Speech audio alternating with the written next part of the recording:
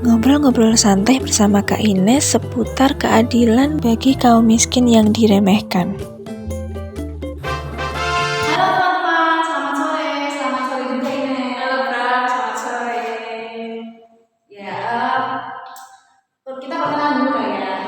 Halo teman-teman, nama aku Pramudia Wardani, mahasiswa Universitas Sanata Dharma, Prodi Pendidikan Keagamaan Katolik. Di sini ada partner saya. Halo semuanya, perkenalkan nama aku Katarina Ines. Aku dari mahasiswa Universitas Sanata Dharma juga dari Prodi Pendidikan Keagamaan Katolik. Baik, Ines bagaimana kabarnya hari ini? Sehat? Puji Tuhan, sehat, kabar baik. Gimana kamu hari ini? Aku juga sehat Ines. Wah, Pram, kira-kira kita berdua di sini mau ngapain sih?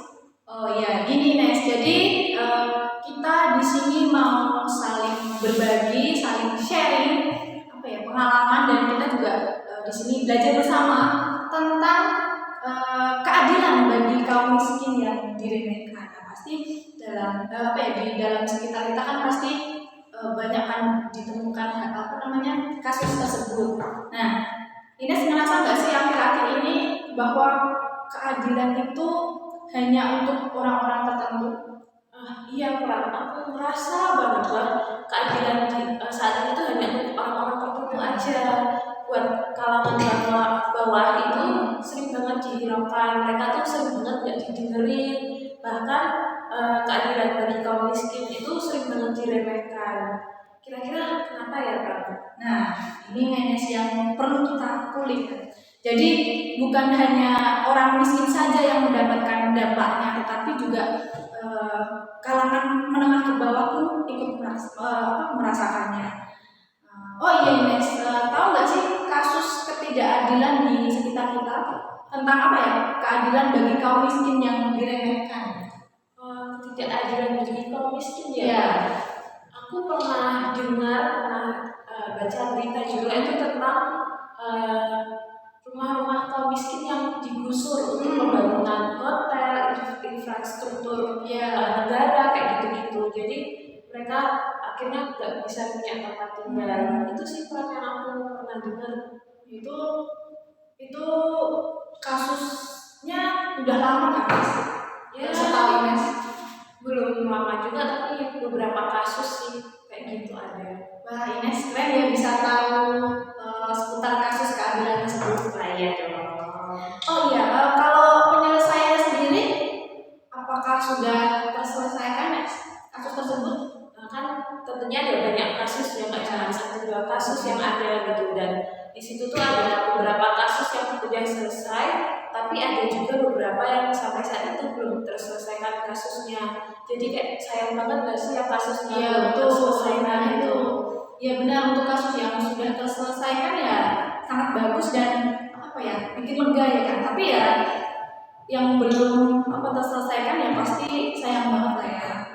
Iya, sedih banget, kasihan ya. Tapi Ines tahu nggak sih kita bisa melakukan dengan mengambil bagian untuk membantu keadilan yang diremehkan? Wah, gimana itu caranya Pram? Nah, Ines mau tahu nggak? Mau. Oke, aku kasih tahu ya.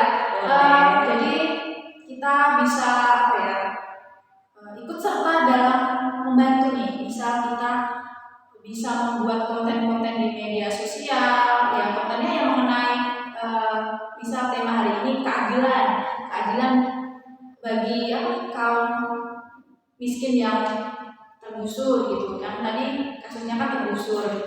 Terus dan masih banyak lagi yang bisa dilakukan, seperti kita membantu menuntaskan masalah mereka bagi kaum miskin di dalam konten digital. Wah, ternyata banyak juga ya cara yang bisa kita ikut ambil serta. Aku kira tuh sampai ini kita tuh cuma bisa melihat, ternyata sampai ini kita cuma nonton, kita nggak bisa bantu apa-apa. Ternyata banyak cara yang bisa kita lakukan ya. Betul sekali Nes. Oh iya Pram, aku mau tanya nih. Apa Nes? Kan gereja itu sudah pernah membahas ya Pram tentang keadilan bagi kaum miskin yang diremehkan. Itu benar nggak sih? Nah, pertanyaan bagus nih. Jadi gereja juga sudah berusaha sebenarnya untuk mengambil bagian dalam menyelamatkan bumi dan seisinya ya. Nah, salah satunya adalah surat yang ditulis Paus pada tahun 1971 kalau nggak salah ya, di Roma, yang berjudul Convenientes ex Universo. Wah, kira-kira itu isinya gimana sih Kak? Isinya seperti apa sih? Nah, dalam setahuku ya, dalam dokumen ini tuh banyak ditulis dalam perkembangan yang terjadi, keadilan-keadilan di dunia ini, terutama pada kaum Ini miskin. seperti apa sih? Nah, sambil aku bacain ya isinya ya. Nah, jadi isi dokumen Convenientes ex Universo ini terlihat jelas dalam tulisannya, terutama pada artikel nomor 29, yaitu menghadapi situasi dunia zaman sekarang yang ditandai dosa berat ketidakadilan. Nah, kita mengakui tanggung jawab kita maupun ketidakmampuan kita mengatasinya atas kekuatan sendiri. Hal ini mendorong kita untuk mendengarkan dengan kerendahan hati yang terbuka sehingga dapat menunjukkan kepada kita dalam arah tindakan demi keadilan di dunia. Nah, lalu ada juga nih artikel nomor 36. Nah, berisi gereja memang bukan satu-satunya yang bertanggung jawab atas keadilan di dunia. Akan tetapi gereja juga punya tanggung jawab yang khas yang bertepatan dengan perutusannya memberi kesaksian di hadapan dunia bahwa dunia itu membutuhkan cinta kasih dan keadilan seperti tercantum dalam amanat Injil. Nah, kesaksian itu harus dilaksanakan dalam lembaga-lembaga gereja dan kehidupan umat Kristiani. Lalu ada lagi nih artikel nomor 44 nih. Gereja mengakui hak siapapun juga atas kebebasan yang sewajarnya dalam mengungkapkan diri dan berpikir. Nah, itu mencakup hak siapapun juga untuk didengarkan dalam semangat dialog yang tetap ditandai kemancameragaman yang semestinya dalam gereja. Lalu yang terakhir yang masih menyangkut kemiskinan ya guys. Ini terdapat pada artikel 77 yang berisi, sementara itu sambil mewartakan Injil Tuhan, penebus dan penyelamatan, gereja menyerukan kepada semua orang, khususnya kaum miskin, mereka yang tertindas dan dilanda penderitaan supaya bekerjasama dengan Allah untuk mewujudkan pembebasan dari setiap dosa dan untuk membangun dunia yang baru akan mencapai kepenuhan penciptaan bila menjadi karya manusia.